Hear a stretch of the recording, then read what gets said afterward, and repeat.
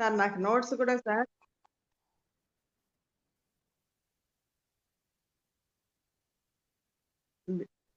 కనిపిస్తుంది కదా? కనిపిస్తుంది. అదే శుక్లాంబరధరం విష్ణుం శశివర్ణం చతుర్భుజం ప్రసన్నవదనం ధ్యాయే సర్వవిఘ్నోపశాంతయే సదాశివ సమారంభాం శంకరాచార్య మధ్యమామస్మదాచార్య పర్యంతాం వందే గురు పరంపరాం. నారాయణం నమస్కృత్య నరం చైవ నరోత్తమం దేవీం సరస్వతీం వ్యాసం తతో జయముదీరయేత్. మనము క్రిందటి పాఠంలో ఈ శ్లోకం చెప్పుకునేది అయిపోయింది. వ్యామిశ్రేణేవ వాక్యేన బుద్ధిం మోహయసీవమే తదేకం వద నిశ్చిత్య ఏన శ్రేయోహమాప్నుయాం ఇది చెప్పుకున్నాము. ఇది అయిన తర్వాత అర్జునుడు అడిగేటువంటి ప్రశ్న ఇది. నువ్వు వ్యామిశ్రేణేవ వాక్యేన ఏదో కలగాపులగం చేసినట్టుగా కిచిడీ చేసినట్టుగా చెప్పినట్టుగా ఉంది నువ్వు చెప్తున్నటువంటి బోధంతాను. అటు కర్మయోగము చెప్పినావు, ఇటు సాంఖ్యయోగము చెప్పినావు, కానీ నాకు మాత్రము ఘోరమైనటువంటి ఈ దీంట్లోనే నన్ను ఉండమని నాతో చెప్పావు. నువ్వు ఏది లౌకికమైనటువంటి కర్మయోగంలోనే నువ్వు అనుసరించు అని చెప్పేసి నాకు మాత్రం నువ్వు చెప్పినావు. కానీ నీ దృష్టిలో ఏమో సాంఖ్యము అన్నటువంటిది, జ్ఞానయోగం అన్నటువంటిది చాలా మంచిది, అదే గొప్పది అని చెప్పి తర్వాత నన్నేమో ఈ మోహము ఉండేటువంటి ఘోరమైనటువంటిది అంటే అంతకుముందు శ్లోకం ఘోరమైనటువంటి కర్మలోనే నన్ను నియోగిస్తున్నావు. కాబట్టి దానికి కారణం ఏమిటి? వ్యామిశ్రేణేవ వాక్యేన నా బుద్ధి అంతా మోహించబడినదా అన్నట్టుగా ఉంది. వ్యామిశ్రేణ ఈవ వాక్యేన అంటే నా ఏదన్నా కలగాపులగం చేసి చెప్తున్నావేమో అన్నట్టుగా నా బుద్ధి కనిపిస్తుంది. అందువల్ల నా బుద్ధి మోహంతో ఉండిపోయింది. కాబట్టి నాకేం కావాలి? తదేకం వద నిశ్చిత్య, ఏదో ఒకటి చెప్పు. తత్ ఏకం వద, ఏదో ఒకటి చెప్పు నాకు. అదే ఇదా ఎందుకు? నిశ్చిత్య ఏన శ్రేయోహం ఆప్నుయం, నాకు ఏది దాన్ని మళ్ళీ ఏమైనా చెప్పేటప్పుడు కూడా ఏం చెప్పాలి? నువ్వు నా శ్రేయస్సు నాకు దేని వల్ల వస్తుందో దాన్ని గురించి చెప్పు. నువ్వేమో శ్రేయస్సు రావాలి అంటేమో జ్ఞాన మార్గం అని చెప్తున్నావు, కానీ నాకు మాత్రం కర్మ మార్గం అని చెప్తున్నావు. కాబట్టి ఏమిటిది అని చెప్పేసి అర్జునుడు వేసినటువంటి ప్రశ్నకు శ్రీకృష్ణుడు చెప్పేటువంటి ఉత్తరము. ఇది కూడా మనం చెప్పుకున్నాం, బ్రీఫ్ గా చెప్పుకున్నాం. శ్రీ భగవాను వాచ చదివిన కూడా చదివింది అయిపోయింది. లోకేస్మిన్ వివిధానిష్ట పురా ప్రోక్త మయానఘ జ్ఞానయోగేన సాంఖ్యానం కర్మయోగేన యోగినాం. ఇక్కడ ఏం చెప్తున్నాడు భగవంతుడు? ఏం చెప్తున్నాడు అంటే లోకేస్మిన్ వివిధానిష్ట, అస్మిన్ లోకేస్మిన్ వివిధానిష్ట, రెండు రకమైనటువంటి నిష్టలు ఉన్నాయి. నిష్ట అంటే ఏమిటంటే జీవిత ధ్యేయము. రెండు రకాలైనటువంటి జీవిత ధ్యేయం ఉన్నటువంటి వాళ్ళు లోకంలో ఉన్నారు. అంటే ఏమి లోకంలో ఉన్నటువంటి వాళ్ళు అంటే లోకంలో ఉన్నటువంటి వాళ్ళు అందరూనా అంటే కాదు అని అర్థం. ఇక్కడ మళ్ళీ లోకము అంటే ఇక్కడ ప్రపంచంలో ఉన్నటువంటి వాళ్ళు అందరూ లెక్కలకి తీసుకోకూడదు. ఈ లోకం అంటే ఇక్కడ సాధకులు, అంటే ఎవరైతే శ్రేయస్సు కావాలని అపేక్షిస్తూ ఉంటారో, శ్రేయస్సు కావాలని ఎవరైతే అడుగుతుంటారో అలాంటి వాళ్ళను అదొక లోకం. అలాంటి వాళ్ళు శ్రేయస్సు వద్దు మాకొద్దు మేము కేవలం కర్మ చేసుకుంటాము అనేటువంటి వాళ్ళకు ఈ భగవద్గీతకు సంబంధం లేదు. వాళ్ళకు అంటే ఏమిటి? ఎలాంటి వాళ్ళు? కేవలం కర్మిష్ఠులు అంటాం కదా. కర్మిష్ఠులు అంటే ఏమిటి? నేను కర్మ చేసుకుంటాను, ఒక యజ్ఞం చేసుకుంటాను, లేకుంటే ఒక యాగం చేసుకుంటాను, నేను యజ్ఞమో యాగమో చేసుకుంటాను, లేకుంటే చేసుకుంటాను, ఏదో కామ్యకర్మ కోసం నేను చేసుకుంటాను. అలాంటి వాళ్లకు ఈ శ్లోకాలు కానీ ఈ భగవద్గీత కానీ అప్లై అవ్వదన్నమాట. మన ఏది అప్లై ఎవరికి అంటే సాధకులకు. సాధకులు అంటే ఎవరు? సాధకులు అంటే నాకు శ్రేయస్సు కావాలని అడిగేటువంటి వాళ్ళు. శ్రేయస్సు కావాలని ఎవరెవరు అడుగుతున్నారో వాళ్ళకు మాత్రమే నేను భగవంతుడు చెప్పేటువంటి వాక్యాలు. ఎందుకంటే ఎవరు? అర్జునుడు ఏమడిగాడు? ఏన శ్రేయోహం ఆప్నుయాం, నాకు ఏది శ్రేయస్సు వస్తుందో అది చెప్పు అని అర్జునుడు అడుగుతున్నాడు కదా. అందువల్ల అర్జునుడు ఏమడుగుతున్నట్టే నాకు శ్రేయస్సు కావాలి, నాకు శ్రేయస్సు కావాలంటే ఏ మార్గం మంచిది, ఏది మంచిది అని చెప్తున్నాడు. అప్పుడు శ్రీకృష్ణుడు ఏం చెప్తున్నాడు? మరి అది ఏకం వద నిశ్చిత్య అంటున్నాడు ఆయన. ఒకటే చెప్పు అంటున్నాడు ఆయన. తదేకం వద నిశ్చిత్య, ఏదో ఒకటి చెప్పు నాకు. రెండు గురించి నువ్వు చెప్పినావు, ఏదో ఇది కలిపినట్టుగా ఉంది, కాబట్టి ఏదో తత్ ఏకం వద నిశ్చిత్య, ఏదో ఒకటి చెప్పు నాయనంటే ఈయనేం చెప్తున్నాడంటే మళ్ళీను మరి లోకేస్మిన్ ద్వివిధానిష్ట అని మళ్ళీ మొదలు పెట్టండి. నీకు ఇది అని చెప్పడంలే. ఎందుకు చెప్పడం లేదు అలా శ్రీకృష్ణ పరమాత్మ? ఎందుకు చెప్పడం లేదు? ఒకటి అరే నువ్వు కర్మయోగంలో కర్మయోగం చేసుకో అని ఎందుకు చెప్పడం లేదు? ఎందుకు చెప్పడం లేదంటే ఆయన అలా చెప్పడం పద్ధతి కాదనమాట. అది అప్పుడు ఏమైపోతుంది? ఇది మనం ముందు శ్లోకంలోనే చెప్పుకున్నాం, ఇది విధి శాస్త్రము కాదు, విధాన శాస్త్రము. ఇక్కడే ఉంది ద్వివిధానిష్ట. రెండు విధానాలు ఇవి, రెండు విధానాలు అంతే కానీ విధి శాస్త్రం కాదు. విధి శాస్త్రం అంటే నువ్వు ఇది చెయ్యి, నువ్వు ఇది చేయొద్దు అని చెప్పడం విధి శాస్త్రం. ఇక్కడ ద్విధా నిష్ట, రెండు విధములైనటువంటి నిష్టలు అని చెప్తున్నాడు కదా, రెండు విధములైనటువంటి మార్గములు ఇవి. విధములు అంటే ఏమిటంటే, రెండు విధములు అంటే రెండు ప్రకారములైనటువంటివి అని దాని గురించి చెప్పి ఎందుకంటే శ్రీకృష్ణుడు చెప్పవలసింది ముందే చెప్పేశాడు కదా, ఆయన క్లియర్ గా చెప్పేశాడు. ఆయన ఏం చెప్పాడంటే, ఏషా తే విహిత సాంఖ్యే బుద్ధిర్యోగే త్విమాం శృణు అని చెప్పేసి అక్కడ చెప్పాడు. ఇంతవరకు నీకు ఒక బుద్ధి మార్గాన్ని గురించి చెప్పినాను, ఇక్కడి నుంచి నీకు కర్మ మార్గాన్ని చెప్తాను విను అని చెప్పేసి క్లీన్ గా బైఫర్కేట్ చేసేసి అక్కడ ఏం చెప్పాడు శ్రీకృష్ణ పరమాత్మ, అప్పుడే చెప్పేశాడు. దాన్ని చెప్పి ఏం చెప్పాడు, ముందు కర్మయోగం ఉంటే జ్ఞానయోగం ఉంటే ఏమో చెప్పుకుంటూ వచ్చాడు, ఆత్మ యొక్క స్వరూపాన్ని గురించి చెప్పుకుంటూ వచ్చినాడు. చెప్పిన తర్వాత ఇంతవరకు నీకు జ్ఞాన మార్గాన్ని గురించి చెప్పినాను, ఇక్కడి నుంచి నీకు కర్మ మార్గాన్ని చెప్తాను విను అని చెప్పి అక్కడి నుంచి ఏం చెప్పాడు, కర్మణ్యేవాధికారస్తే మా ఫలేషు కదాచన, ఆ శ్లోకాలన్నీ చెప్పుకుంటూ వచ్చినాడు. చెప్పుకుంటూ వచ్చిన తర్వాత ఏమన్నాడు, దాన్ని ఈ రెండు అలాంటి కర్మయోగం చేస్తూ జ్ఞాన మార్గంలోకి ప్రవేశించినటువంటి వాడు ఎలా ఉంటాడు అని అడిగితే స్థితప్రజ్ఞుని యొక్క లక్షణాల గురించి చెప్పినాడు ఆయన శ్రీకృష్ణ పరమాత్మ. చాలా క్లియర్ గా చెప్పుకుంటూ వచ్చాడు ఆయన. కానీ అర్జునుడు అర్థం చేసుకునే దాంట్లో ఆయన ఏమైపోయిందంటే, ఆయన కొంచెం కలగాపులగం, ఆయన మనస్సు కలగాపులగం అయిపోయింది. అందువల్ల అది శ్రీకృష్ణుని మీద ఆపాదించి ఆయన ఏమన్నా అంటే, వ్యామిశ్రేణేవ వాక్యేన బుద్ధిం మోహయసీవమే అని చెప్పేసి ఈయన అతన్ని అన్నాడు. అన్నప్పుడు శ్రీకృష్ణుడు ఇంకేం చెప్పాలి, మళ్ళీ నువ్వు కొత్తగా మరి చెప్పడానికి ఏం లేదు, ఆల్రెడీ అతను ఏం చెప్పాలనో భగవద్గీతలో ఏమేమి చెప్పాలో అదంతా 2వ అధ్యాయంలో అయిపోయింది.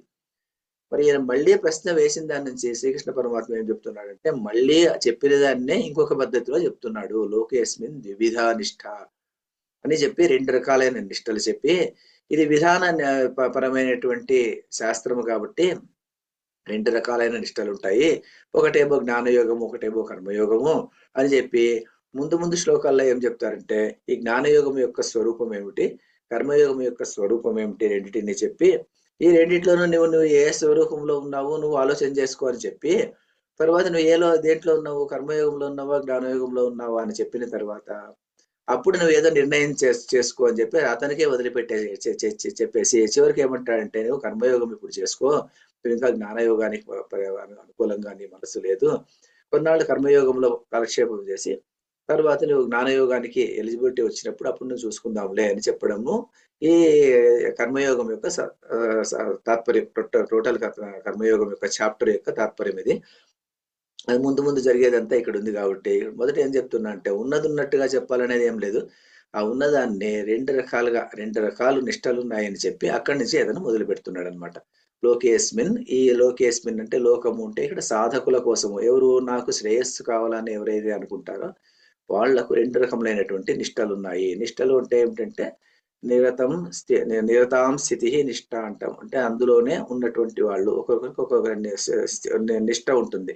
అంటే ఇది చేయాలి పట్టుదల ఉంటుంది అనమాట. ఆ పట్టుదల కోసం వాళ్ళు కృషి చేస్తుంటారు. వాళ్ళు వేరే ఎన్నో పనులు చేస్తుంటారు, కానీ చివరికి పట్టుదల మాత్రం ఒక దాని మీద ఉంటుంది. ఏదో ఈ జీవితంలో ఇది సాధించాలి అని ఉంటుంది. అది ఏదైతే సాధించాలి అనుకుంటారో అది నిష్ట. అలాంటి నిష్ట సాధకులకు 2 రకములైనటువంటి నిష్టలు ఉన్నాయి.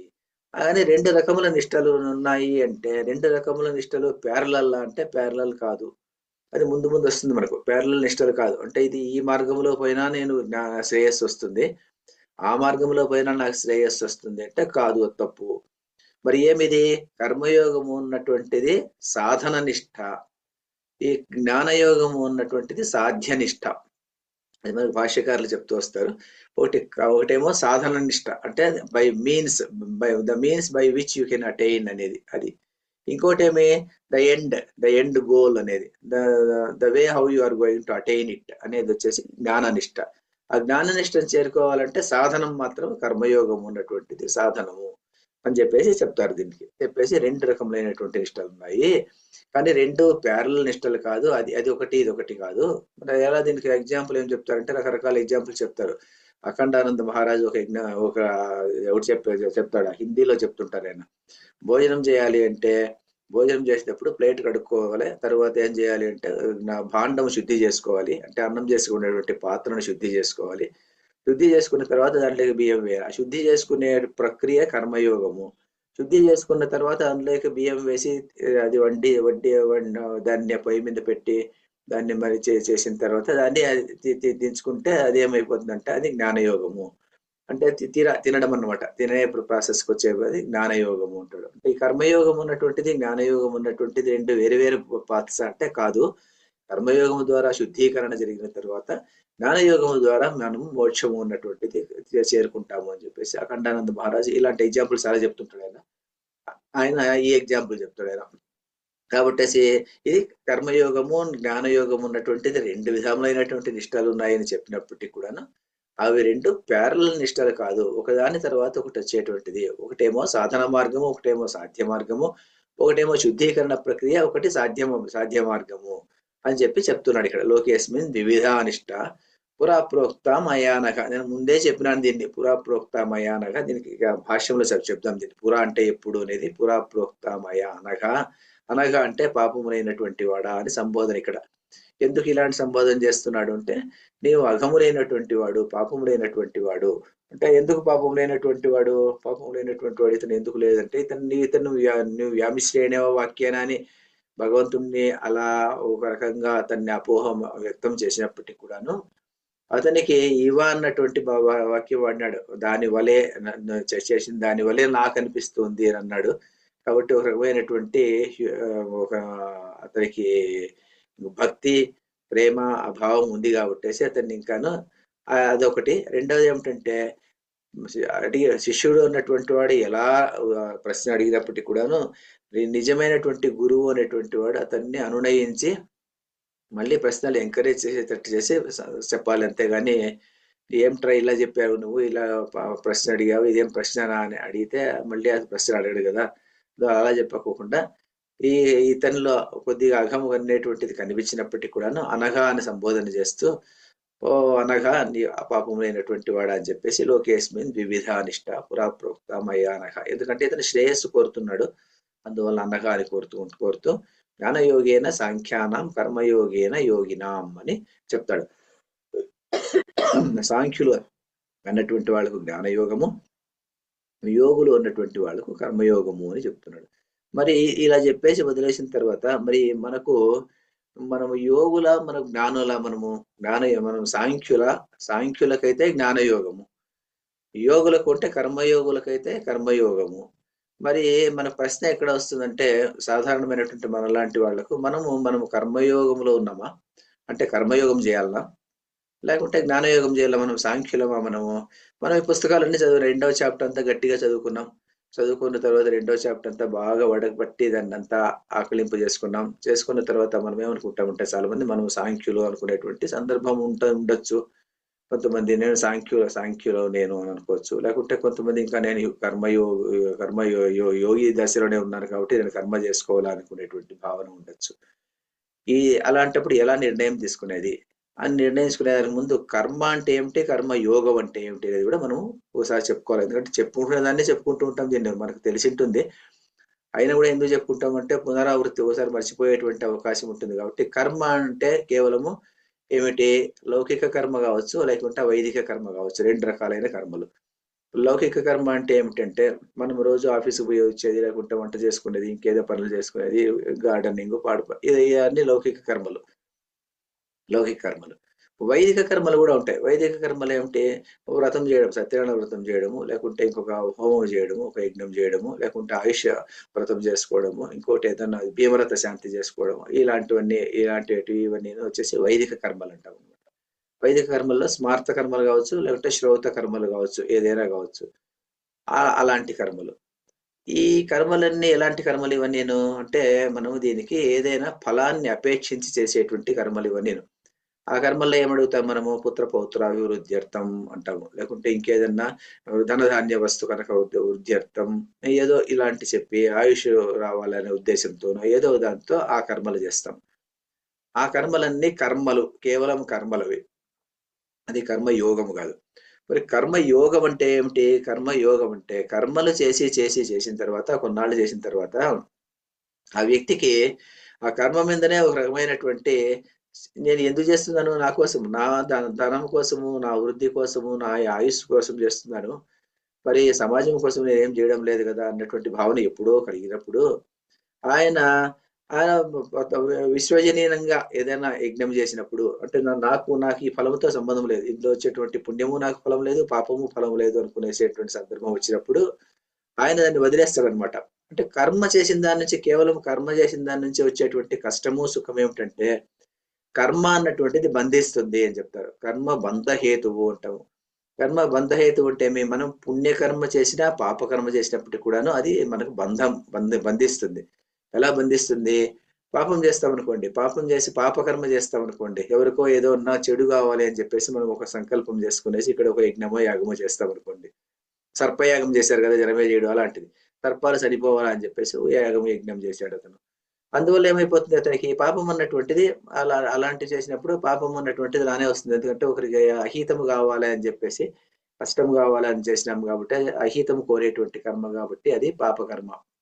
దానివల్ల పాపం వస్తుంది. నరకానికి పోయేటువంటి ప్రసక్తి ఉంటుంది. మనం పుణ్యం చేసామనుకోండి, మనం ఏదైనా పుణ్యం చేసి, ఆ యాగం చేసి, దేవతలను తృప్తిపరిచి, మన ఆయుష్, అంతస్తుకు, హోదాకు కోసం మనం చేసామనుకోండి, దానివల్ల కూడా మనకు పుణ్యం వస్తుంది. పుణ్యం వల్ల మనం స్వర్గం చేరుకుంటాము. పూర్వకాలంలో అలాంటి చేసేటువంటి వాళ్ళు కదా, ఇదేమో యాగాలన్నీ చేసేటువంటి వాళ్ళు. ఇది అగ్నిష్టోమ యాగము అలాంటి యాగాలు చేసేటువంటి వాళ్ళు చేసి దానివల్ల పుణ్యం వచ్చి స్వర్గలోకానికి వెళ్ళాలి చేసేటువంటి వాళ్ళు. అందువల్లనే మనకు ఒక ప్రశ్న ఎప్పుడో ఒకసారి ఎవరు అడిగారనమాట. ఏమిటంటే రాక్షసులు చెడ్డవాళ్ళు కదండి. రాక్షసులు చెడ్డవాళ్ళు అయినప్పుడు వాళ్ళకు మరి తపస్సు చేస్తే మరి ఎందుకు ఇస్తున్నాడు భగవంతుడు ఫలితము అంటే, ఫలితం ఇయ్యాల్సిందే. ఎందుకంటే ఆయన ఆయన కర్మ అన్నటువంటి దానికి ఫలితం ఉండనే ఉంటుంది. ప్రతి కర్మకు ఒక ఫలితం ఉండే ఉంటుంది. ఆయన ఏం చేశాడు? అన్ని రోజులు తపస్సు చేశాడు. చేసిన దాని నుంచి అతను చెడ్డోడన్నా గానీ, అతను మంచోడన్నా గానీ, ఎలాంటి వాడన్నా గానీ, అతనికి ఒక ఫలితం రావాల్సిందే దానివల్ల. ఆ ఫలితము అతనికి వచ్చినటువంటి వరం అన్నమాట. సో, ఫలితం అన్నటువంటిది రానే వస్తుంది అతనికి. అలాగే నాకు స్వర్గం కోరి నువ్వు చేసేటువంటి కర్మకన్నిటికి స్వర్గం అన్నటువంటిది ప్రాప్తిస్తుంది. ఆ పుణ్యం అయిపోయిన తర్వాత మళ్ళీ భూలోకంలో పుట్టడం, మళ్ళీ ఇదంతా జరుగుతుంటుంది. అది కర్మను గురించి చెప్పినటువంటి విషయం.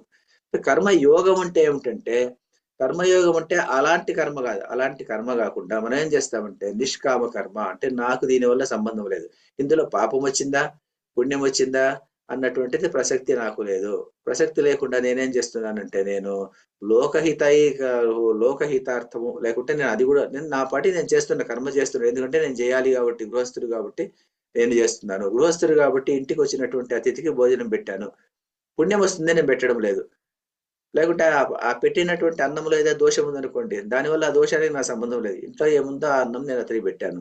అతిథికి సత్కారం చేసేది చేసినాను నేను అంతే. దానివల్ల పుణ్యం వస్తుందా, పాపం వచ్చిందా, ఆ పరమాత్మకు వదిలేశాను అని చెప్పేసి వదిలేసేసి చేస్తే అది నిష్కామ కర్మ.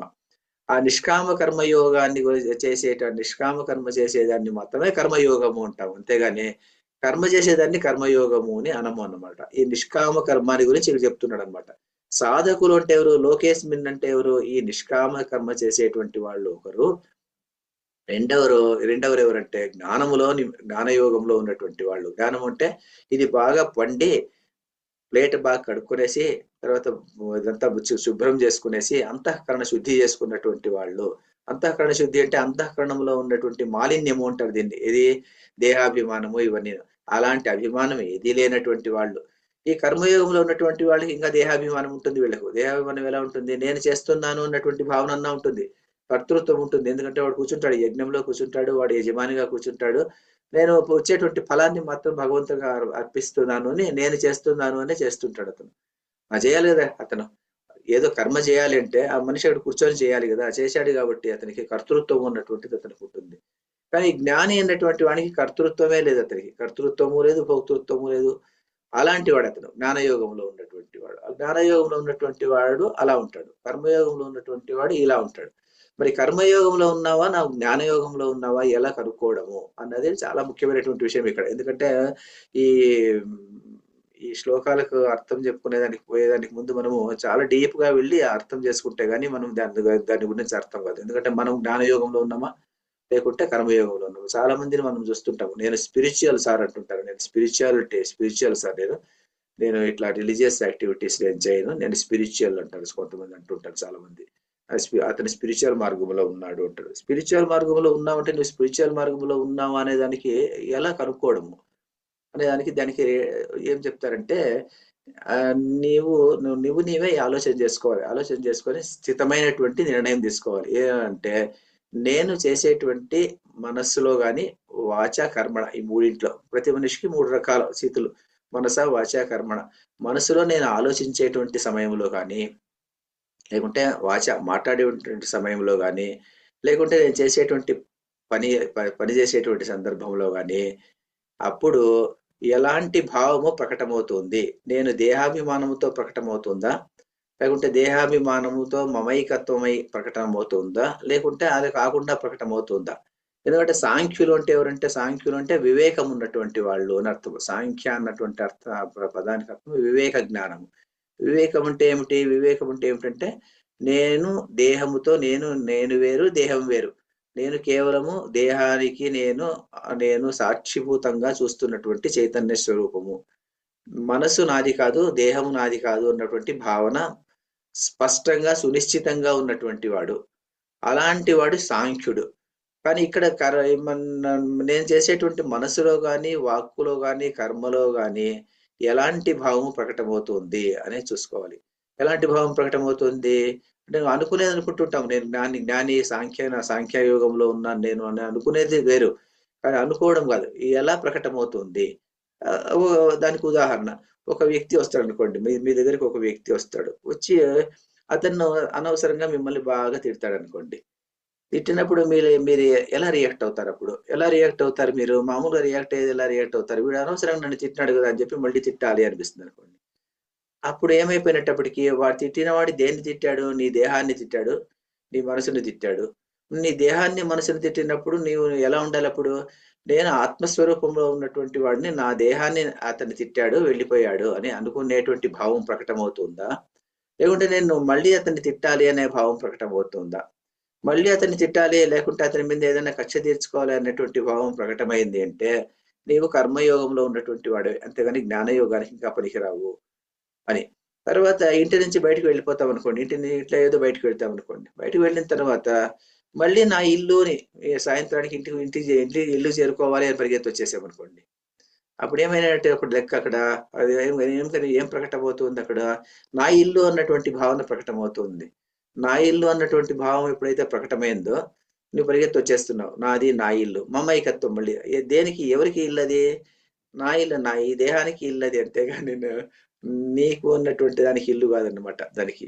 అలాంటి స్టేజ్కి నువ్వు ఎదిగినావా? అలాంటి స్టేజ్కి ఎదిగింటే నువ్వు సాంఖ్యుడవు. అలాంటి స్టేజ్కి ఎదగకుండా పోతే నువ్వు ఇంకా కర్మ చేస్తూనే ఉండాల్సిందే. కర్మయోగేన యోగినాం, కర్మలు చేస్తూ ఉండాల్సిందే. ఎలా చెప్తారంటే వర్షం వచ్చిందనుకోండి. వర్షానికి కర్త ఎవరు? వర్షానికి కర్త మేఘుడా, సూర్యుడా అని అడిగితే డైరెక్ట్ కర్త మేఘుడు కర్త. మేఘం ఉన్నప్పుడు వర్షం వస్తుంది. కానీ మేఘము రావాలి అంటే దానికి కారణం ఏమిటి? సూర్యుడు కారణము. సూర్యుడు ఉంటే గాని మేఘం ఏర్పడదు. కానీ సూర్యుడు ఉదయించేటువంటి సందర్భంలో నేను వర్షం కురిపించాలి అనే ఉద్దేశంతో అతనేం సూర్యుడు ఉదయించడు. అతని పాటికి అతను ఉదయించుకుంటూ ఉంటాడు, వెళ్తూ ఉంటాడు. అతని కర్తవ్యం అతను సూర్యోదయం అవుతుంది, సూర్యాస్తమయం అవుతుంది, సూర్యోదయం అవుతుంది, సూర్యాస్తమం అవుతుంది, అలా ఉంటాడు సూర్యుడు. కానీ సూర్యోదయం వల్ల, సూర్యుడు ఉన్న దాని వల్ల మేఘం ఏర్పడుతుంది. మేఘము కర్త అవుతుంది. వర్షం అన్నటువంటిది దాని నుంచి ఉత్పన్నం అవుతుంది. సో నీటికి, వర్షానికి కర్త మేఘుడు అయినప్పటికీ కూడాను ఆ మేఘుడు ఎలా కర్త అయినాడో అది అలాగే మన దేహంలో, మన శరీరంలో ఏర్పడేటువంటి ప్రతి సందర్భంలో మన చుట్టూ ఉన్నటువంటి సంసారంలో ఏమేం పనులు చేస్తున్నామో, ఏమేం పాటలు చేస్తున్నామో ఇవన్నిటికీ కర్త ఎవరు అంటే మనసు కర్త. మనసు నిర్ణయం తీసుకుంటూ ఉంటుంది. దీనికి సాక్షి ఎవరు అంటే ఆత్మ సాక్షి. సూర్యునిలాగా ఆత్మ సాక్షిలాగా ఉంటుంది. ఆ ఆత్మ లేకుండా ఉంటే మేఘుడు లేడు. తర్వాత ఎలా అయితే సూర్యుడు లేకపోతే మేఘుడు లేడు, వర్షము లేదు, అలాగే ఈ ఆత్మ లేకపోతే ఈ దేహము లేదు, మనస్సు లేదు. కానీ ఈ మనస్సు, దేహము రెండు కూడాను ఆత్మ మీద ఆధారపడి ఉంటుంది. ఆత్మ ఉంటేనే ఈ రెండు ఉంటుంది. ఆత్మ అందులో దేహంలో ప్రకటమైనప్పుడు మాత్రమే దేహము చైతన్యవంతంగా ఉంటుంది. ఆ మనసులో ప్రకటమైనప్పుడు మాత్రమే మనసు ప్రకాశంగా ఉంటుంది. కాబట్టేసి దీని రెండిటికి ఎలా ఉంటుందంటే ఆత్మ అన్నటువంటిది ఇక్కడ దేహంలో ప్రకటమైనప్పుడు ఆ దేహానికి చైతన్యం వచ్చి తర్వాత మనసుకు చైతన్యం వస్తుంది. ఈ రెండు పనులు చేస్తుంటుంది. కానీ ఈ రెండు నేను కాదు. అన్నటువంటి జ్ఞానము నీలో ప్రకటమవుతుందా? లేకుంటే కర్మ నీకు అలాంటి సందర్భంలో ఏదైనా మనస్సు కానీ మనస్సు లెవెల్లో కానీ మాట్లాడేటువంటి లెవెల్లో కానీ లేకుంటే చేసేటువంటి కర్మలో కానీ నేను నా దేహము కోసము అన్నటువంటి భావన ప్రకటమవుతుందా? ఒక జ్వరం వచ్చింది, జ్వరం వచ్చిందంటే ఈ దేహానికి జ్వరం వచ్చింది అన్నటువంటి భావన ప్రకటమవుతుందా? నాకే వచ్చింది అన్నటువంటి భావన ప్రకటమవుతుందా? మనసు అల్లకల్లోలంగా ఉంటుంది. మనసు అల్లకల్లోలంగా ఉంది, చికాకుగా ఉండి ఏదో బాధగా ఉంటుంది. నా మనసుకు బాధ కలిగింది అన్నటువంటి భావనాన్ని ప్రకటమవుతుందా? లేక నాకే కష్టం వచ్చింది అన్నటువంటి భావన ప్రకటమవుతుందా? ఈ 2 చాలా సున్నితంగా ఉంటుంది డిఫరెన్స్ అన్నటువంటిది. ఈ సున్నితమైనటువంటి డిఫరెన్స్‌ని గుర్తించి నేను జ్ఞానయోగంలో ఉన్నానా? సాంఖ్యయోగంలో ఉన్నావా? అన్నటువంటిది నిర్ణయం తీసుకోవాలి. మరి అర్జునుడు ఎక్కడ ఉన్నాడు మరి? అర్జునుడిని చూస్తే అర్జునుడు ఎందుకు యుద్ధానికొచ్చాడు? యుద్ధంలో గెలవాలనేటువంటి ఉద్దేశంతో యుద్ధ భూమికొచ్చాడు. వచ్చిన తర్వాత వాళ్ళు వీళ్ళు సరిపోతారా అన్నాడంటే ఏమిటి? సరిపోతారన్నప్పుడు అదొక దేహం పడిపోతుంది అనేటువంటి భావం లేదు. అది ఏదో నిజమైనటువంటిది. అది నాకు బంధువు, అది మా తాత, ఇది మీ నాన్న, మా అప్ప అనే భావన అతనికుంది. కాబట్టి అతనికి ఎలాంటి యోగము అతనికి సిద్ధిస్తుంది? కర్మయోగం మాత్రమే అతనికి అనుకూలం గాని సాంఖ్యయోగం కాదు కదా మరి. మరి అందువల్ల అలాంటివన్నీ అలా డైరెక్ట్‌గా చెప్పకుండా శ్రీకృష్ణ పరమాత్మ ఏం చెప్తున్నాడు? జ్ఞానయోగం ఉన్నటువంటి వాళ్లకు సాంఖ్యులకు జ్ఞానయోగము, మరి యోగులకు ఉన్నటువంటి వాళ్ళకు కర్మయోగము అని చెప్పాడన్నమాట. అందులో జిడ్డు కృష్ణమూర్తి అని ఒకాయన ఫిలాసఫర్. ఆయన చాలా పుస్తకాలు రాసినాడు. ఆయన జిడ్డు కృష్ణమూర్తి పుస్తకాలు. నా దగ్గర కూడా కొన్ని పుస్తకాలు ఉన్నాయి. ఆయన పుస్తకాల్లో ఆయన ఒకసారి ఇంటర్వ్యూ ఇస్తూ యూట్యూబ్‌లో లెక్చర్‌లో కూడా విన్నాను నేను. ఆయన ఏం చెప్తాడంటే ఆయన ఎప్పుడు సంతోషంగా ఉండేటువంటి వాడంట. ఒకసారి ఎవరో అడిగితే ఎప్పుడు నీకు ఏమీ సంతోషంగా ఉండేదానికి కారణం ఏమిటి అంటే, ఈ ప్రపంచంలో ఏమి జరుగుతున్నప్పటికి కూడాను నాకు బాధ అన్నటువంటిది ఉండదు. సుఖము అన్నటువంటిది ఉండదు. సంతోషము అన్నటువంటి ఉండదు. బాధ ఉండదు. దేనికి కూడా నేను చెలించను. ఏదైనా అయిపోనులే. అది ఇల్లు అగ్గిపడిపోతుంది. చెలించను. లేకుంటే ఇంకోటి ఏమన్నా అయిపోతుంది. నాకేమి చెలించను నేను. మరి దీనికి అలా చెలించను అంటే ఏమిటి? ప్రపంచంలో ఉన్నటువంటి ప్రతి ఒక నడక గాని, ఒక ఇది గాని, ఒక కర్మ, ఒక కార్యం జరుగుతుంది అంటే ప్రపంచంలో, అది శాశ్వతమైనటువంటిది కాదు. ఆ మూమెంట్‌లో జరిగిండేటువంటిది. ఆ మూమెంట్ అయిపోయిన తర్వాత అది జరగదనమాట మళ్ళీను. అంటే ప్రతి ఒక్కటి గూడాను, ఏది గూడాను ని ని ని నిజం గాదు. ఏది నిజం గాదు. ఈరోజు ఇది ఉంటుంది. రేపు అది అయిపోతుంది. ఈరోజు పెద్ద ఏదో కట్టారు. ఏదో పెద్ద నిర్మాణం అయింది. రేపు పొద్దునకి అది ఉండకపోవచ్చు. కాబట్టి ఏది గూడా నిజం గాదు అన్నటువంటి భావన నాలో బాగా స్థిరంగా ఉంటుంది. కాబట్టేసి నాకు ఎలాంటి దుఃఖం లేదు. ఏమన్నా అయిపోయింది ప్రపంచం నేను పట్టించుకోను అని చెప్పేటువంటి వాడంట. అంటే పిల్లలకు బాగలేదు నేను పట్టించుకోను ఇన్ ద సెన్స్ నేను ప్రీతితో చూపిస్తాను అంతేగాని నేను దాని గురించి ఆలోచన చేయను అని చెప్పేటువంటి వాడంట అతను. అది అలాంటి నిష్ఠ అన్నమాట. ఆ జ్ఞానయోగంలోనే స్థిరంగా ఉన్నావా? లేకుంటే అయ్యో నాకు పరిగెత్తిపోతున్నావా? కర్మయోగంలో ఉన్నావా? చూసుకొని నిర్ణయం తీసుకోవాలా అని చెప్పడానికి కోసము లోకేస్మిన్ ద్విధా నిష్ఠ అది చెప్పుకుంటూ వచ్చాడనమాట. చెప్పి తర్వాత ఏం చెప్పాడంటే దీన్ని మనం కొద్దిగా దీన్ని శంకరాచార్య భాష్యం చూస్తే ఇంకొద్దిగా అర్థం వస్తుంది, ఇంకా బాగుంటుంది. ఏ అనగా ఇక్కడ చూడండి, సాంఖ్యులు అంటే ఎవరు అని చెప్తున్నాడు అనమాట ఇక్కడ.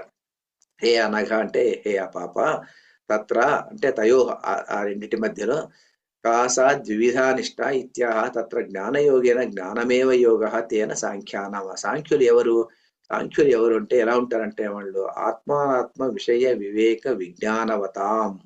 ఒక అక్కడ ఆత్మానాత్మ విషయ వివేక విజ్ఞావతాం. ఆత్మ ఏది అనాత్మ ఏది అన్నటువంటి స్థిరమైనటువంటి దృఢమైనటువంటి నిశ్చయం వాళ్ళలో బాగా విశేషంగా విజ్ఞానం వాళ్ళలో ఉంటుంది. సాంఖ్యులు అన్నటువంటి వాళ్ళకు ఏ విషయంలో కూడాను ఇది ఏది ఆత్మ ఏది అనాత్మ అంటే ఏది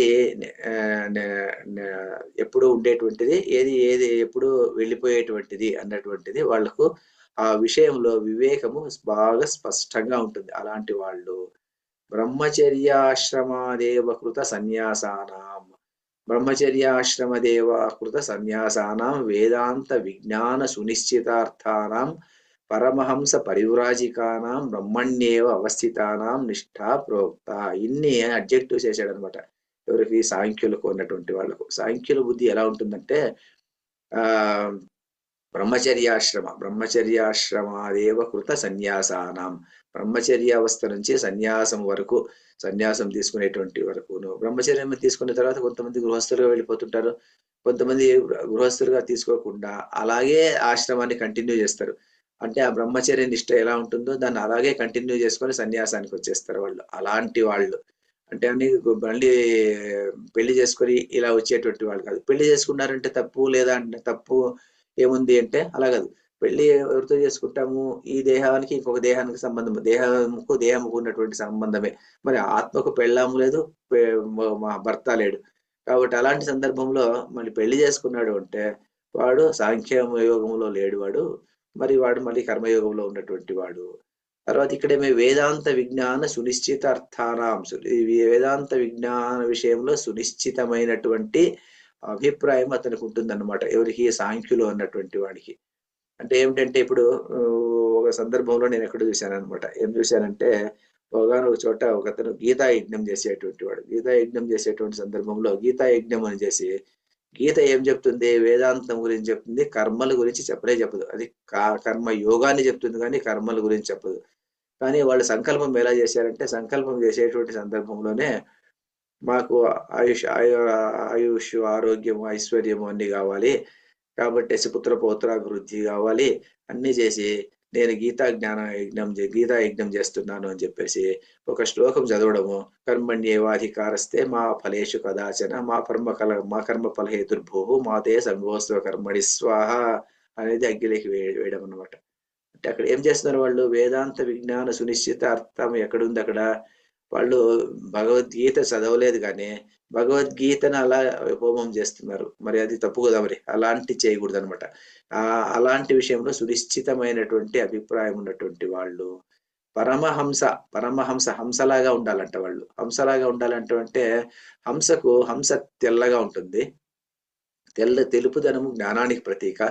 ఇది పరమహంస. మరి కొక్కెర కూడా కొంగ కూడా తెల్లగా ఉంటుంది కదా అంటే అలా కాదు. హంసకు జ్ఞానం ఎక్కువగా ఉంటుందంట. హంస క్షీరజల న్యాయము అన్నటువంటి చెప్తారు. అంటే పాలు నీళ్లు కలిపి దాని దగ్గర పెడితే పాలు మాత్రమే తీసుకొని నీళ్లను వదిలిపెట్టేటువంటి సంస్కారం హంసకు ఉంటుంది అని చెప్పేసి కథల్లో చదువుతాం మనము. కాబట్టి పరమహంస వీళ్ళు ఎలా ఉంటుందంటే ఆత్మానాత్మ అన్నటువంటిది రెండింటినే నిర్ణయం తీసుకునేటువంటి సందర్భంలో ఏది ఆత్మతత్వము, ఏది అనాత్మతత్వం ఉన్నటువంటిది అది అట్టే పట్టేసేటువంటి వాళ్ళు. అందువల్ల పరమహంస. పరివ్రాజకులు అంటే ఎప్పుడు పరితః వ్రజంతి అంటారు. ఎప్పుడు తిరిగేటువంటి వాళ్ళు. మళ్ళీ బయటికి వెళ్ళిన తర్వాత మళ్ళీ బయటకు వచ్చేది నా ఇల్లు, నా భూమి, నా ఆస్తి, లేకుంటే నా ఆశ్రమము. ఆశ్రమం అందువల్ల పెద్ద పెద్ద ఆశ్రమాలు కట్టుకొని ఆశ్రమం చుట్టూనే ఉండేటువంటి వాళ్ళు. వాళ్ళు వేదాంతానికి మరి వాళ్ళు అర్హులో కాదో వాళ్ళే తెలుసుకోవాలంతే. పరివ్రాజికానాం, మరి నిజమైన జ్ఞాని అంటే మరి ఆశ్రమం కట్టుకునేటువంటి వాళ్ళు కాదనమాట. ఆశ్రమం ఉండకూడదు. ఆశ్రమంలో ఉన్నారంటే మళ్ళీ బంధం అది. ఆ బంధం నుంచి బయటికి రావాలి. పరివ్రాజికానాం పరితః వ్రజంతి, అతను పరివ్రాజకుడు అంటే బయట తిరుగుతుంటాడంతే. ఎక్కడ ఏది ప్రదేశం అయింది కాదు. ఏ ప్రదేశం అయింది కాకుండా పోదు, ఎక్కడో వెళ్తుంటాడు అంతే. పరివ్రాజికానాం బ్రహ్మణ్యేవ అవస్థితానాం, ఎప్పుడు బ్రహ్మ నిష్టలోనే ఉండేటువంటి వాళ్ళు. బ్రహ్మణ్యేవ అవస్థితానాం నిష్ఠ ప్రోక్త, వీళ్ళు సాంఖ్యులు అంటారనమాట. మనకు సాంఖ్యము ప్రకటితమవుతుందా, లేకుంటే మనం చేసేటువంటి మనసు వాచ కర్మలో ఇది ప్రకటితమవుతుందా? రెండిటిని చూసి ఏది ప్రకటితమవుతుందో దాన్ని పట్టుకోవాలి. అలాంటి నిష్టలు రెండు అని చెప్పడం అనమాట. ఇక్కడ 1 నిమిషం మాత్రమే ఉంది ఇంకా. అప్పుడు ఎంత బిర్యానీ అయిపోతుంది, టైం అయిపోయింది. ఇంకా కొద్దిగా ముందు ఉన్నదంతాను కొద్దిగా జ్ఞానకర్మ సముచ్చయ ఖండన అంతే. ఇది చెప్పుకోకపోయినా పర్వాలేదు. కాబట్టి ఈ 2వ శ్లోకం అయిపోయింది అనుకుందాము. ఎవరైనా ఏమైనా డౌట్ ఉంటే అడగండి. ఇంకొక నిమిషం, 1.5 నిమిషం ఉంది. నెక్స్ట్ క్లాస్ లో మళ్ళీ మనము 3వ శ్లోకానికి వెళ్ళిపోదాం. 4వ శ్లోకానికి. ఇది 3వ శ్లోకం. ఇది లోకేస్మిన్ ద్వివిధారిష్ట పురా ప్రోక్త మయానఘ జ్ఞానయోగేన సాంఖ్యానం కర్మయోగేన యోగినం. ఏమి డౌట్ లేదా? డౌట్ లేకపోతే అంతే. మరి ఇప్పుడు మనము